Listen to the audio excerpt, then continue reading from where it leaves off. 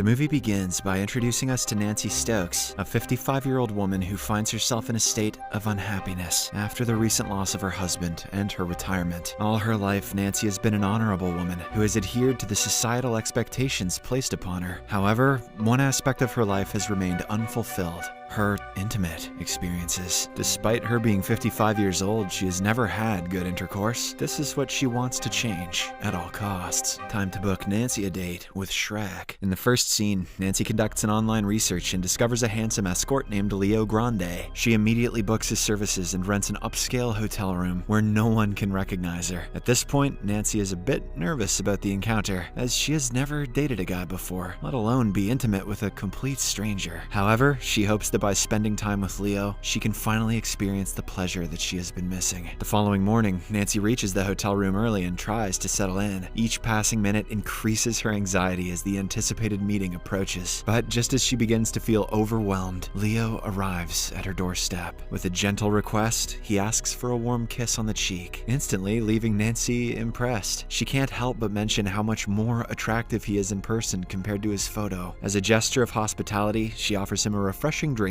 from the minibar, and the two engage in polite conversation. In the midst of it, Leo notices that Nancy is trembling, so he asks if everything is all right. In response, she mentions that she feels embarrassed due to the significant age difference between them. Nancy has started having second thoughts about this meeting, as she believes that what she's doing is morally wrong. However, Leo, being the gentleman that he is, assures her that it is perfectly fine. He also compliments that she is extremely attractive and has a great body. To make her feel better, he even kisses her passionately. As Nancy regains her confidence, she begins talking about her past. She reveals that her late husband was the only partner she ever had, but their intimate life was terrible. He never allowed her to perform oral intercourse, believing that it was humiliating.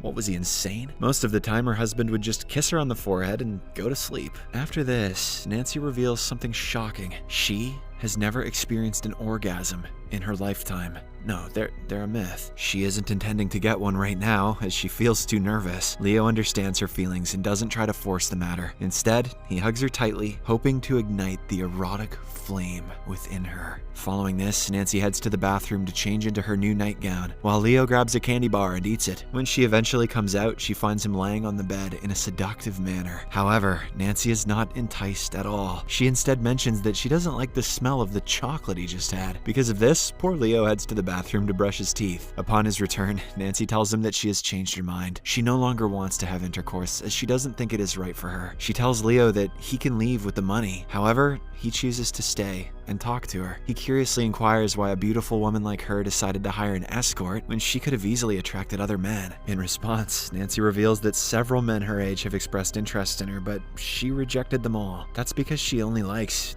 young men. Flip the genders here in this movie is a problem. Nancy then opens up more about herself. She reveals that she used to teach religious education but feels a lack of guidance and meaning in her own life. She also confesses that she has made sacrifices for the sake of her two children, but even then, they have become distant from her. Throughout her life, Nancy has put aside her own dreams and desires, playing the roles of a dutiful daughter, wife, mother, and teacher. She feels as if she has wasted her life by always trying to do things correctly. Nancy also admits to being self-conscious about her appearance, influenced by her mother's teachings about vanity. However, Leo reassures her that it's perfectly fine to be confident and appreciate one's physical attractiveness. As their conversation deepens, a growing fondness and affection develops between them. Nancy is for sure on track to score that young dong. After some time, Nancy becomes curious and asks Leo if his mother knows about his profession. She wonders if he has a troubled past or if he ran away from difficult circumstances. Leo shares that his mother actually believes he works on an oil rig. She is totally unaware of his real occupation. Well, he does drill holes. He further says that providing intimate services is an important job, so he doesn't feel guilty or regretful about what he does. Hearing this, Nancy feels a bit better, realizing that she's not the only one with these desires. She in turn reveals her most sensual encounter to date. It was 30 years ago, when she, along with her family, were on a vacation in Greece. Nancy encountered a good-looking waiter and started making out with him. However, their romantic moment was is abruptly cut short with the arrival of a car, Nancy still thinks about that waiter today and regrets not doing much more with him. As she continues sharing her intimate past, she becomes more at ease. Leo senses this and abruptly kisses her. Surprisingly, Nancy gets excited by it and finally gives in to her desires. The two then make out and have a wonderful love-making session. A few days later, Nancy contacts Leo again and invites him back to the same room. She didn't invite anyone else as she was very satisfied by Leo's previous service. As soon as he arrives, Nancy hands him a list of erotic experiences that she wants to try for the first time. It includes engaging in oral intercourse. However, Leo notices that Nancy intentionally crossed experiencing an orgasm off the list. When asked about it, she explains that she wants to take things one step at a time. Unfortunately, Nancy once again feels unsure about getting close to Leo. Things worsen when her overly dependent daughter calls, adding to her worries. Fortunately, though, Leo is there to help her relax. He gives her a massage and even dances with her to calm her mind. Leo advises her not to put too much pressure on herself to fulfill all her desires in one night. When Nancy talks about sacrificing her youth and missed adventures for her family, Leo finally talks about his own family. He reveals that he has a younger brother who serves in the military. However, they don't talk much these days. After some time, Leo suggests that Nancy book more sessions with him so that he can help reduce her stress. Unfortunately, this offends Nancy, as she believes that he is only here for the money. Leo quickly defends himself by expressing that he genuinely cares for her well-being. Hearing this, Nancy can't help but wonder why someone as charismatic as him would choose to work in this field, and what kind of difficult circumstances led him to do it. Nancy holds outdated beliefs about sex workers, which are commonly held misconceptions. However, Leo disputes her assumptions by claiming that he genuinely enjoys his work. He is not ashamed of what he does, because he understands that it can bring happiness and benefit to others. Additionally, his profession involves more than just intercourse at times. Some women have asked him for massages, some have booked him for a genuine date. Sometimes he even plays the fiddle at birthday parties, and some have even hired him to prepare food in the kitchen. As he continues explaining his field of work, Nancy gets excited and begins engaging in oral intercourse with him. This makes her more confident, and the two once again end up having coitus. In the next scene, Leo and Nancy have their third appointment in the same room. They have a wonderful time, trying different positions and techniques. With each passing minute, their relationship grows stronger, and they tick off several items from Nancy's list of desires, even the fabled Mexican birthday party. However, Nancy still does not experience an orgasm. After the romance session is over, Nancy becomes curious and tries to pry into Leo's personal life, seeking more information. However, he firmly refuses, explaining that his role is solely to provide fantasy and nothing else. But despite his clear boundaries, Nancy's curiosity gets the better of her, and she begins delving into Leo's relationships with his family. Nancy admits to having stalked Leo online and discovered his real name,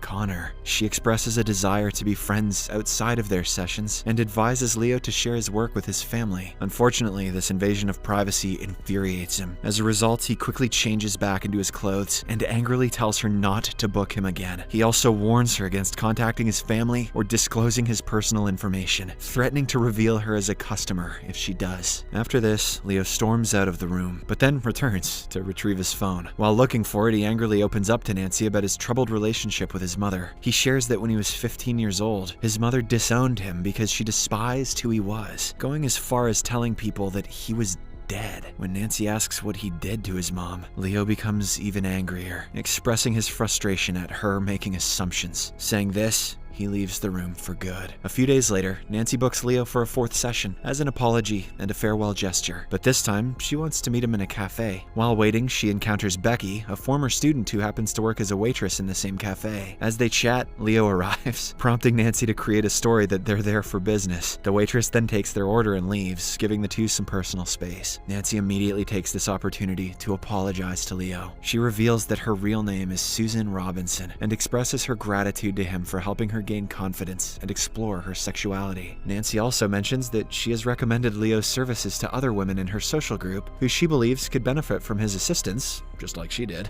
Hearing all this, Leo becomes happy and promptly forgives her. He then confesses that his mother disowned him when she caught him having group coitus with his friends. Even when they recently crossed paths in public, his mother refused to acknowledge him. Leo also mentions that he has informed his brother about his job, and the latter is cool with it. Right then, Becky interrupts their conversation and reveals that Nancy was an awful teacher in the past. She called the students escorts just because they wore short clothes. Hearing this, Nancy feels awful and apologizes apologizes for her past actions. She then tells Becky that she is a completely different person now, who has realized that pleasure is not a bad thing. All of a sudden, she also confesses about her relationship with Leo, and even recommends his services to Becky.